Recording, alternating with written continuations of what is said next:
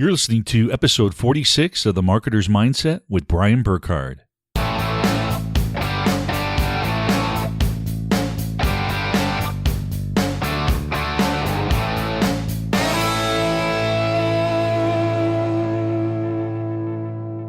Hey, Mindset friends. Thanks for listening in on another episode of The Marketer's Mindset. On this episode, I had the privilege of interviewing none other than John Lee Dumas of Entrepreneurs on Fire podcast. And I just want to take a moment before we get into this episode to publicly thank John. And, John lives in Puerto Rico. And unfortunately, he had to evacuate the island after getting hit with a second horrendous hurricane. They first had to deal with Hurricane Irma, which, tore up the island bad in the British Virgin Islands and all the islands in the area. But fortunately, at that point, John's home was all right and everything. But with Hurricane Maria, the second one that came through, I just looked on the internet and they just said apocalyptic conditions. So it's crazy. I knew it was coming, so I reached out to John because we had this interview scheduled. And I said, hey, listen, if you need to reschedule because of everything that's going on, no problem, let's do that. And John said, no, we'll talk to you on a couple days here. So I just want to say that JLD, you are just a true great guy, and just an honorable businessman. I mean, you could have easily said, let's just reschedule. So you kept your commitment. I appreciate you. And I just want all the listeners here to, send your love, your thoughts and prayers to John, his family, and all the people down in Puerto Rico and the Virgin Islands area that have been hit by this devastating hurricanes and just are suffering and so much loss. So Mindset family, if you could do that, just, send your love, support, thoughts, and prayers to John and everybody down there. And, I appreciate you, John. Thanks for taking the time, JLD. You are an upstanding guy. I appreciate you, bud. So, guys, sit back now and listen to this great episode. We had a great interview. It's fun. It's power-packed. It's shorter than most of my interviews. My interviews tend to go long. But this is just a great interview filled, as JLD would say, with value bombs. So, guys, with no further ado, here is JLD. Welcome back to another episode of the Marketer's Mindset podcast. I am super excited to be talking with today's guest.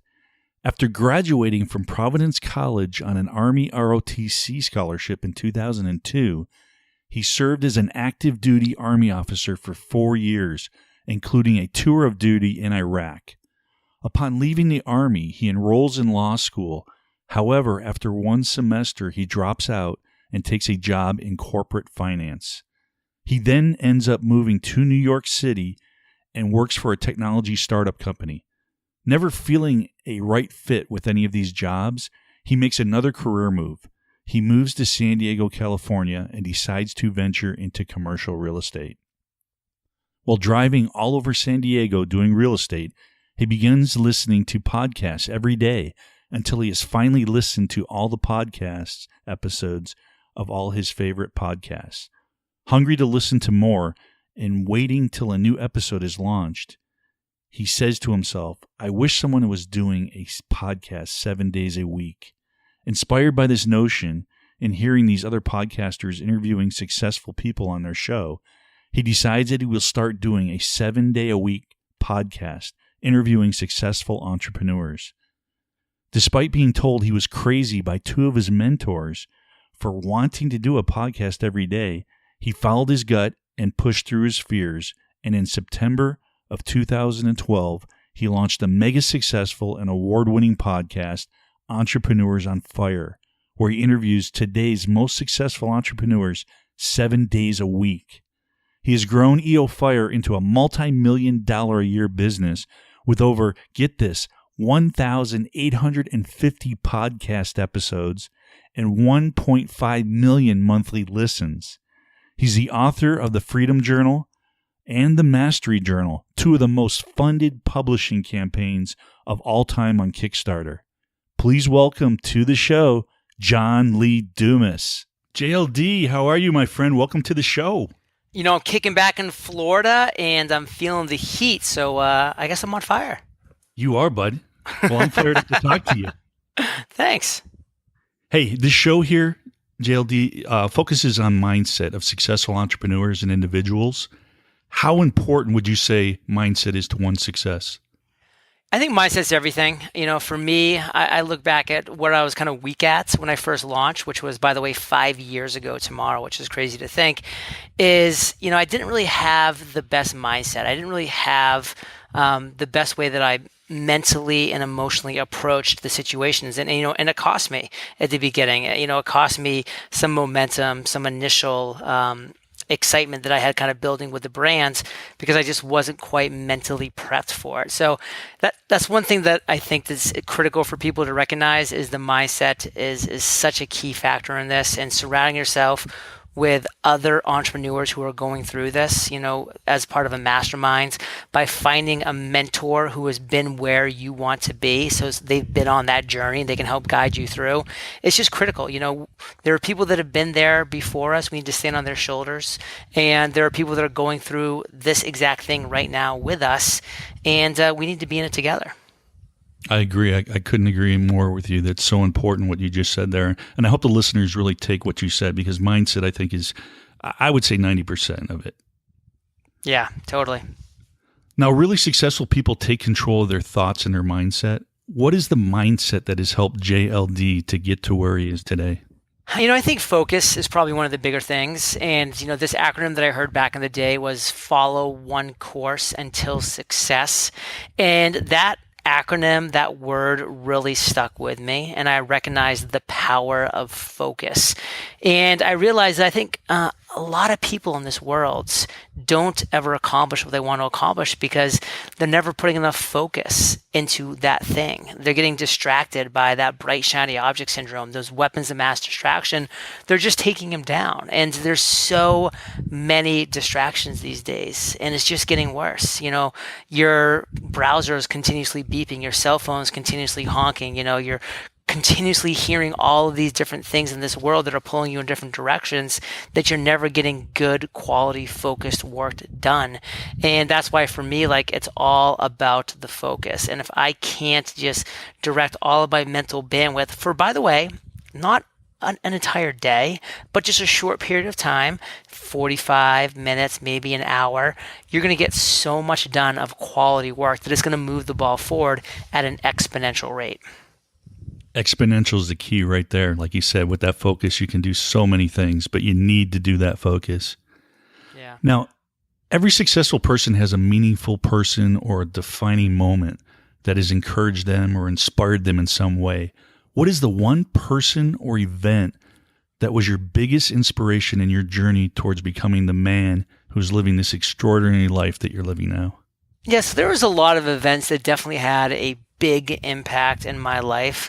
But I'll say, you know, probably the biggest one for me was, you know, coming home one day from driving around and listening to another day of crappy talk radio and sports radio and just, you know, radio stations and songs, and just kind of being a little bit tired of not really making the most of all of this time and energy that I was putting into driving around in a car in San Diego, and saying there's got to be something more. And I remember just like typing like best ways to make the best ways to make the best use of your time in a car.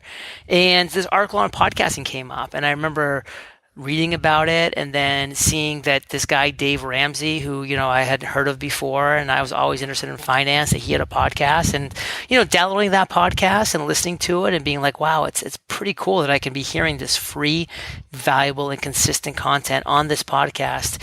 I can press pause when I need to stop the car. I can, you know, pick it up the next day right where I left off, and I can consume this great content for free. And that just kind of led me down that path of podcasting. But, you know, that was kind of my gateway drug plug was Dave Ramsey. And I, pretty quickly grew tired of the podcast because it's just very repetitive and it's a great message, but it just says kind of the same thing over and over again. So I moved on from there. But, this essential core of it was I had found this new medium, podcasting, that I loved. And I'm glad. I'm sure so many people are glad that you found it because your show is amazing, bud. Now, I saw a video you were in, and you talked about continuing to put off the launch of EO Fire. So, Entrepreneur on Fire, your podcast, you held off. And a matter of fact, it was because part of it, you had 2 mentors that told you were crazy to launch a 7-day-a-week podcast. How did you overcome that self-doubt and make yourself take action? It was a slow process, and that's kind of why I was talking about at the beginning of this interview, why I wish that my mindset was in a better place when I launched, because, I definitely battled with exactly that. I battled with the people that I looked up to in the industry, doubting what I wanted to create. I doubted my own skill. I doubted my own ability to create something of success that people wanted to listen to. I knew that I wasn't good at podcasting, so I had all of these doubts, some real, some made up. But what it came down to is that, I just wish the mindset that I had looking back at it was that, listen, nobody's good when they first start doing anything. Like Tiger Woods, Michael Jordan, they weren't good at their respective sports when they started day one, picking up a golf club or picking up a basketball. They weren't. They became good over time, and it takes time. And, for me, I was able to push through it kind of out of desperation because I saw the alternative. And the alternative was, crawling back to something that I hated. So I had to push forward out of desperation. A lot of people don't get to that desperation point, and so they just kind of give up and quit and go back to something that's good, that's comfortable. And, I love that quote that good is the greatest enemy of great, because it's so true. Like a lot of people right now are listening or know people that are making $125,000 a year at a job they don't hate. And guess what? Life is good. I mean, they're making good money. They don't hate their job. Life is good. But guess what? That means that their life is probably never going to be great, because that good is the biggest enemy of the great. And so, for me, it was out of desperation, and that's kind of why I launched I launched the show when I did, and why I keep it going even to this day is because I want other people to recognize and to understand that, you don't have to get to the point of desperation. Like, you can do this. You have people around you that will support you, that will guide you, that will give you that information that you need to get your business, your life to the next level. And I think there's 2 key things that I really took away from what you just said there, JLD, and I want the listeners to really get it. One is, so many people, the problem is they compare themselves to everybody's highlight reel. So, for example, like me, I could look at you. I've had my podcast a little over a year in April. So I'm relatively new. And I look at you and you're at, 1,760 or something, some crazy number, bud. And it's like so easy for me to compare and look at my audience and my downloads and compare to you. But you started with 0 also. And people need to get it. They need to not compare themselves to somebody who has put in the time and the effort that has already worked and achieved that goal. They need to say, hey, they started where I did, so if they did it, I can do it too. So I think that's so huge that you said that. And the other thing, comfort. So many people don't take action until they're totally pressed against the wall, gun against the head. So I love how you said, take action. You don't need to get to that point. There's people that will support you on that. So I think those are 2 huge things I just took away from what you said. I love those takeaways. Now, we all experience failures, or what I like to call undesired outcomes, really. What are 1 or 2 of the biggest lessons that you've learned from your failures? One thing that I've learned from my biggest failures that I've had in life is that everything's temporary, and that kind of phrase that kind of does stick with me is that this too shall pass. And it goes for both ends of the spectrum. When things are going great and it's amazing, enjoy it, because guess what? This too shall pass. And when things are the worst and in the dumps, guess what? This too shall pass. Like, that's life. Life keeps on going, whether we want it to or not. And guess what? When life's going crappy, we want it to keep going because we want to change, and it will. And guess what? When life's amazing and it's perfect and we don't want it to keep going, too bad. It will. It will keep going. This too shall pass. So that's kind of a quote and a lesson that I've always taken away from some of my biggest failures.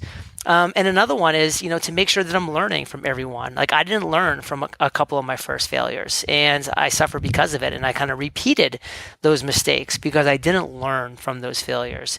And that's kind of why I start every one of my episodes with the biggest failures of my guests, because I want to learn from their failures so I don't make the same mistakes. I want my listeners to learn from their failures so that they don't make the same mistake. I don't want Fire Nation making the same mistakes that I made, that my listeners made, because you know what?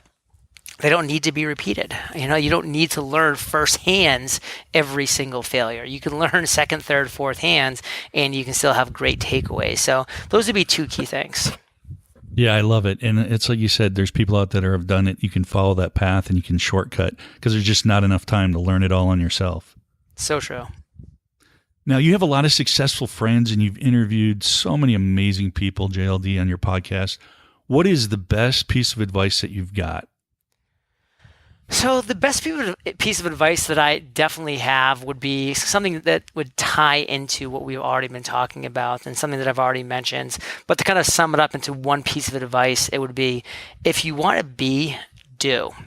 Like I wanted to be a podcaster, so I had to do podcasting. I wasn't going to be good at first, just like Michael Jordan wasn't good at basketball at first, and Tiger Woods wasn't good the first time he swung a golf club. But guess what? They kept doing that thing. I've now done over 1,850 podcast episodes for Entrepreneurs on Fire. So guess what? I'm starting to get good. Like I'm continuously getting better every time I do an episode. I'm doing that thing. So what is it that you want to be in this world? Don't make it difficult. It's simple. Do that thing. That's so great. Just so clear of a message. And that's what people need to understand. Just do it. Now, what is one of your biggest business regrets and what did you learn from that? One of my biggest business regrets. One of my biggest business regrets would be back when I started the podcast. I didn't value the relationships that I was building with my listeners to the level that I should have been. I do this now because I know how important it is and what a key it is to my success, but I didn't do it then. I would just have the guests on the show and I would just be so grateful for their 25 minutes of time that, I would just basically be like, okay, I'm never going to contact them again. I don't want to bug them anymore.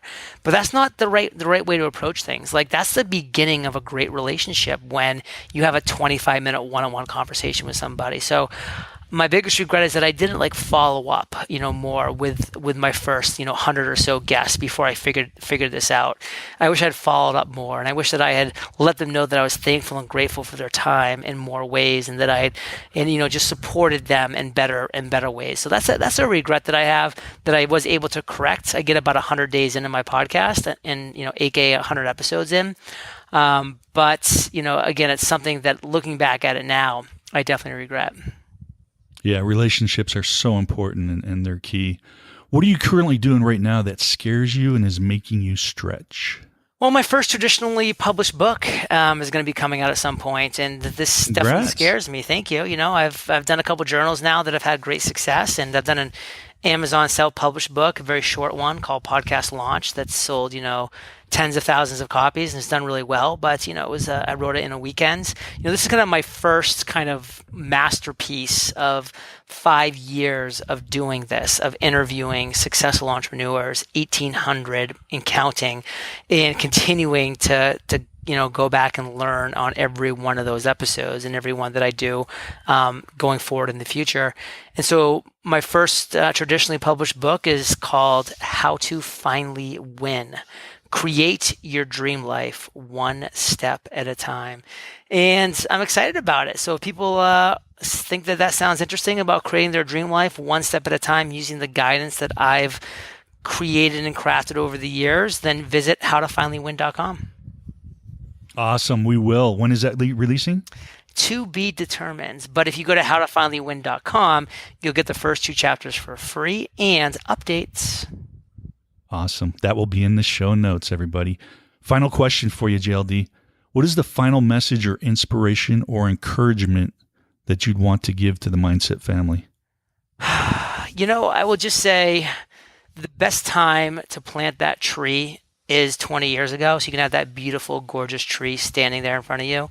But the next best time is now because you can't go back in time. So plant that tree, start taking that action, do that thing that you've been holding off for no good reason, and make it happen. I love it. Mic drop right there, bud. Hey, thanks, JLD, so much for coming on the show. I appreciate your time and what you've shared on your journey here. Appreciate it. Thank you. Take care, bud. Hey, guys, thank you so much for listening to this podcast. I really and truly appreciate it. And if you enjoyed this episode and want to learn more about developing a strong, successful mindset, then go ahead and subscribe by clicking the I'm In button below this podcast. Each week I try to deliver great content that you can learn and apply immediately to help develop a better mindset so you can build a great online business and hopefully a better life. So if you like what we're trying to do here at The Marketer's Mindset, then help us spread the message and give us a rating and review on iTunes so we can help more online marketers. Lastly, I want to hear from you. So if you have a topic you'd like us to discuss or an online marketer that you would like us to interview, then send me an email to brian@themarketersmindset.com. Thanks again. I love you guys. And until next week, take care, and I wish you a brilliant life.